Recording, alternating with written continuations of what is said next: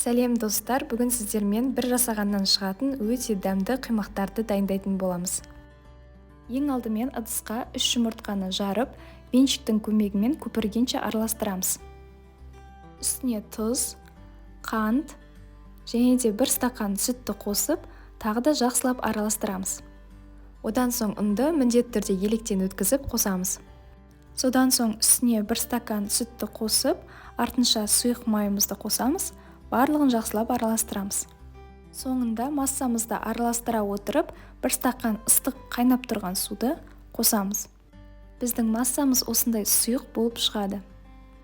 Табамызды қыздырып, аздап май жағып, құймақтарымызды пісіріп аламыз.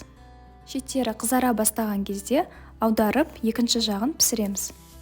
Құймақтарымыз осындай әдемі, жұмсақ болып шығады. Салмасына сүзбе қосып жасадым. Толығырақ YouTube каналымнан көре аласыздар.